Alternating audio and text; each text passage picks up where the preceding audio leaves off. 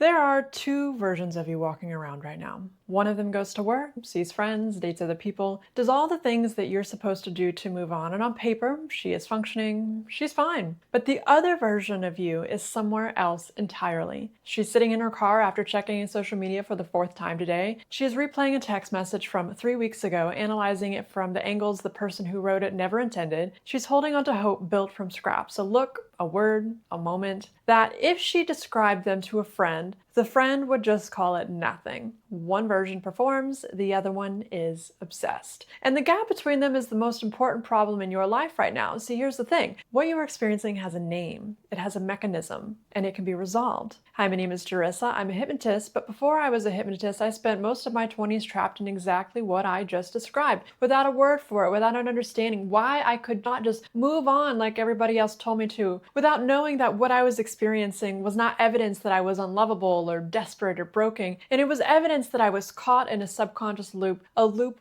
with a name. And in this video, I'm going to tell you what that name is, what it means, and why understanding it changes literally everything. I am a very obsessive person. When I become interested in something, like truly interested, nothing else matters. Maybe it's the ADHD hyperfocus, who knows? But focus becomes seamless. It's all that I think about. It's all that I want to do. And that trait has built my hypnosis career, but it has almost destroyed me romantically in my personal life. And for most of my 20s, something was ruining my romantic life that I did not understand. And it was not a crush. It was not normal, exciting, getting to know you phase that other people seem to experience. It was an obsessive focus that ran beneath the surface of everything that I did, completely out of sync with what was healthy or logical. And my longest loop was more than 7 years. 7 years. I would latch onto somebody and replay every interaction. I would cling to hope over tiny scraps of attention, a look, a text message, something that they said 6 months ago that I had analyzed 100 different ways. I would compare myself to other people in their life, even if we were not together. I was always waiting,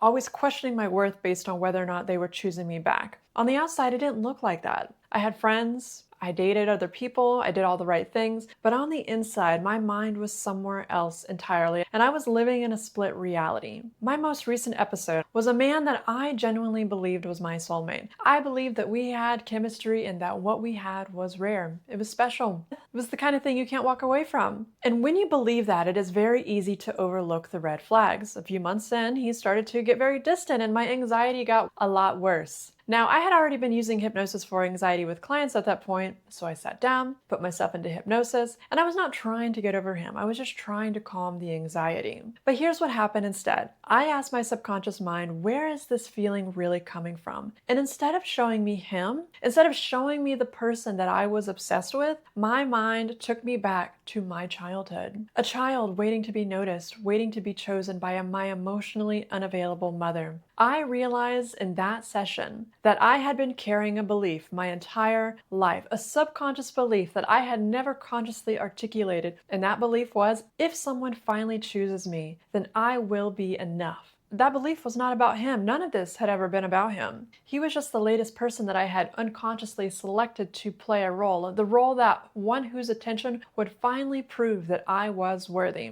The anxiety I felt when he pulled away, that was not from losing him. That was about losing the hope that I might finally be validated, finally be chosen, finally be enough. And that chemistry that I felt, that electric, soulmate, cannot walk away chemistry, was not evidence that we were meant to be together. It was evidence that my subconscious mind had recognized a familiar pattern, a pattern of earning love, of chasing, of never quite getting the full, consistent, reliable attention that I was starving for. And that realization broke something open. The rose-colored glasses, they just fell off. I saw him clearly for the first time, and to be honest, I was fucking disgusted. And I wasn't disgusted at him. I was disgusted at myself, at the fact that I had not been able to see him because I had been too busy chasing my mother. But here's the part that matters the most. Once I saw this, once I worked with it at a subconscious level using hypnosis to gently meet those needs instead of outsourcing them to somebody else, that obsession faded. Like, even to this day, that person, it's like they never existed. That chemistry, I'm like, chemistry who? I stopped putting people on pedestals. I started relating to them and to myself from a place of calm, from a place of self-trust, from a place where I did not need someone else's attention to prove that I was okay. And then 8 months after I broke that loop, I met my husband. And I'm telling you this not because my story is special. I'm telling you this because for years I thought that there was something wrong with me in my romantic life and that I was destined to fail at love. I thought the intensity of my feelings was proof of something, proof of love, proof of destiny, that the connection was real and profound and worth fighting for, but it was not. It was proof of a subconscious pattern, and that pattern can be changed. Now, around the same time that I had this breakthrough, I learned a word that I had never heard before. A word that, when I read its definition, made me feel seen for the first time in my entire adult life, and that word was limerence. Limerence was coined by a psychologist named Dorothy Chenov, and in the 1960s and 70s, she interviewed over 500 people about their experience of romantic love, and she noticed something. Some people describe romantic love in a way that was intense and overwhelming and all-consuming and painful, and other people did not recognize that description at all. They thought it sounded exaggerated and dramatic and maybe even a little crazy. And that is when she realized that she was not studying romantic love. She was studying something else entirely, something that had never been given its own name. Now think about that for a second. An entire category of the human experience, something millions of people have lived through, suffered through, their lives have been literally derailed by, and until the 1970s there was no framework for it, no word for it, no way to say, this is what's happening to me. That is the power of naming something, and it takes you away from something is wrong with me to understanding that this is a phenomenon with characteristics. And that shift alone can be therapeutic in itself. But here are 9 components that Chenov identified. Now listen to these slowly and see how many of these land for you in this experience, because I know that they landed for me. The first one is intrusive thinking about that person. Not just thinking about them, not just being excited to see them, but like literally intrusive thoughts. Thoughts that interrupt your work, your conversations, your sleep. Thoughts that you literally cannot control. They are obsessive. The second is an acute longing for reciprocation. Not just like wanting them to like you back, but like an acute desperation, this visceral longing, a feeling that if they do not return your feelings, something must be missing from your life forever. The third is dependency of a mood on their actions, more accurately on your interpretation of their actions. If they seem warm, you are so elevated. You're like, fuck yeah, this is the best thing in the whole world. But if they seem cold, you crash. Like your entire day is just fucking ruined. And your emotional stability is entirely outsourced to someone who doesn't even know that they're holding it. The fourth is that you cannot be limerent about more than one person at a time. This is the most distinctive feature, is that you can be attracted to multiple people, you can date multiple people, but the limerent obsession fixes on one person. And while it is fixed, everyone else fades in the background. The fifth is the fear of rejection. So intense it becomes paralyzing. You are shy around them in a way that you're not anyone else. You literally rehearse what you're going to say and you analyze everything you said after the fact. You literally feel like you're walking on eggshells around your own feeling because you don't want to fuck anything up. The sixth is that the feelings intensify through adversity. So obstacles do not discourage you. They feel you. If they are unavailable, you want them more. And if they are with someone else, that obsession deepens. Uncertainty is not turned off. You think that would be a red flag and you would be like, you know what? They're not interested in me. Don't want this, but it's not. And it turns out that it literally just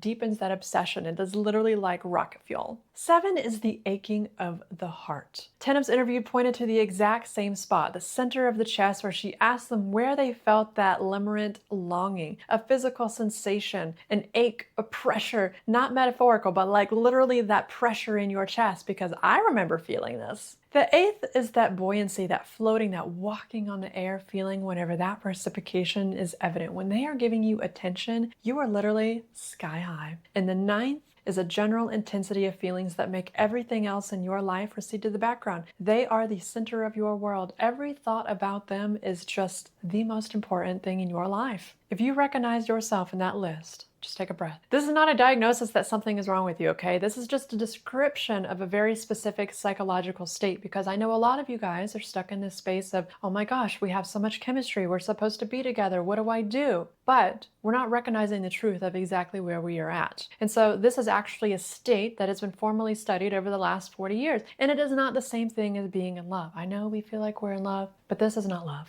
And I spent many years believing that this is love. But one of the most damaging things that you can do is to confuse limerence with love, or just dismiss it as a crush, or tell yourself it is infatuation and that it will pass. Limerence is not love. Love is steady. Love is reciprocal. Love is seeing someone clearly, their strengths, their flaws, their good days, their bad days, and choosing them anyway. And how I know this is because I'm married to somebody and I have that kind of relationship with everybody that I have close in my life now, but it was not always like this. Love does not require uncertainty to survive. Love does not intensify when somebody pulls away. Love does not make you feel like you are going crazy. Limerence is an obsessive compulsive state. It is not a feeling. It is a loop. It is a subconscious loop. It is a loop of intrusive thoughts. Craving is a temporary relief, and you crave it again. And if you've ever wondered why you cannot stop thinking about them, why your conscious mind knows that it is not healthy, but your subconscious mind keeps pulling back, then it's because limerence, it's not just a crush. A crush is light. A crush is fun. A crush does not keep you up all night for months. A crush does not make you feel like your entire sense of self depends on whether or not this person likes you back. But limerence can last for years. And if it lasts for years, it's not just like this little crush, you know? It's like, all right, there's something a little deeper here. Now, Tina found that the average duration of limerence was around 2 years, but many people she interviewed had been stuck on the same person for 5, 10, 15 years or more. Even the clients that I work with, the longest limerence case that I have worked with is 25 years. But it's not just the amount of time that you give to somebody. I had a client who gave almost $150,000 in a course of 5 years to the person that they were hung up on because they genuinely believed that they were supposed to end up with this person. And then they found out that person was just using them for money. So this is not just a crush. This is not just a normal heartbreak. This is a very specific psychological state with very specific characteristics and specific mechanisms. But here's the part that changes everything. In 2024, Scoping Review published in the Journal of Police and Criminal Psychology, researchers found that the intense romantic feelings trigger the same mesolimbic reward pathways in the brain as a substance addiction and gambling addiction. The same pathways, the same neurotransmitting systems, the dopamine and the non-adrenaline, the same behaviors, the cravings, reward, withdrawals, the cravings again. And so when you get attention from that person of interest, your brain releases dopamine, and when you feel good, you feel relief. You feel like everything is going to be okay. But then when you pull away, like you're pulling away out of your gambling addiction, you crash, you go into withdrawal, and your brain is desperate for that dopamine hit, and it sends you back. You go and you check the social media, you replay the conversation, you look for signs and hope. And that, my friend, is not weakness. That is simply just neurochemistry. That is the brain doing exactly what the brain needs to do and what it has been conditioned to do on an intermittent reward schedule. This is the same mechanism that makes slot machines addictive, okay? And here's why this is actually good news. If limerence is a subconscious loop, and it is, then the way to work with it is at the subconscious level. This is where the loop lives. This is where the template was formed, and that is where it is going to be updated. And I know that it can be updated because I did it for myself, and I help my clients update their template. So if you're watching this and you're recognizing this in yourself, you're not broken. Tina interviewed over 500 people, and she found that limerence were otherwise completely ordinary people. They're sane, they're functional, they're intelligent, they're successful, but there's no one personality type that is more susceptible. And there was no evidence that limerence was a symptom of like some deeper pathology. It's just a response to a very specific set of conditions, specifically this: hope plus uncertainty. If you have just enough hope that that person might feel the same way and just enough uncertainty that you cannot be sure, your brain can get caught in this loop. And that is not a character flaw. That is literally just behavioral conditioning, okay? And it is not about whether you're strong or you're weak or you're lovable or you're broken. This is about the reinforcement schedule. The template, this whole subconscious program, the reason you fell for this person and not some other person, that was formed long ago in your earliest experiences of love and attention, in which you learned about whether love was something you could count on or something that you had to chase. And that template lives deep in your subconscious mind. And the reason talking about it does not work, the reason journaling and talk therapy and just moving on does not work, is that the template is not running at the conscious level. This is not something that you can just think your way out of. It is literally running beneath the conscious awareness in the same part of your mind that runs habits and emotional responses and those deeply held beliefs about yourself. But here's what changed everything for me, and what has changed for the clients that I work with. That subconscious level is accessible. You can communicate with it. You can update it. And the most direct way to do that, the tool that is specifically designed for working with the subconscious mind, is hypnosis. The same mechanism that researchers are now studying for memory reconsolidation, the brain's innate ability to update emotional learnings as they are accessed in a particular way, that is hypnosis, and that is what I do, and that is what I teach. And so over the next upcoming weeks on this channel, I'm going to show you exactly how it works. For limerence, for the patterns underneath limerence, and for building a life where you do not need someone else's attention to feel whole. If this video resonated with you, first, you're going to subscribe to this channel. The next thing you're going to do is you're going to look for the next video. I'm going to go into the neuroscience, specifically why you literally cannot stop thinking about them. What is happening in your brain? The 3 neurochemical systems that are driving the obsession, and why understanding the mechanisms in the first place is literally the first step into breaking out of this loop. And so, in case you need that reminder, you're not crazy, okay? You're just stuck in limerence, and it is very resolvable to come out. Anyway, if you have any comments, concerns, leave them down in the comments, and I will get back to you in the next video.